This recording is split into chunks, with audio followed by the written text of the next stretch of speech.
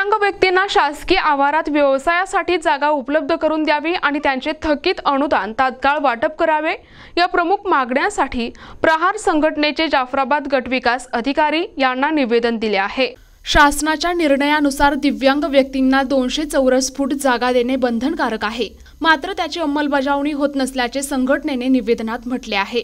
या व्यतिरिक्त 2020 पासून दिव्यांगांच्या 5% अनुदानाचा वापर करण्यात आला नाही।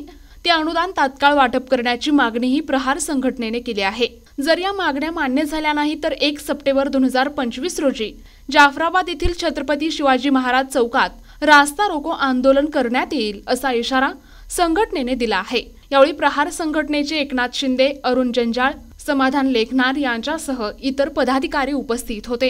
दिव्यांग बांधवांना 2020 पासून आजपर्यंत जाफराबाद तालुक्यात कोणत्याही ग्रामपंचायत 5% वाटप न केल्यामुळे आज देव साहेबांना निवेदन देण्यात आले आणि लवकरच 5% निधी वाटप न झाल्यास 1/9/2025 रोजी छत्रपती शिवाजी महाराज चौक या ठिकाणी दिव्यांगांचा रस्ता रोको आंदोलन करण्यात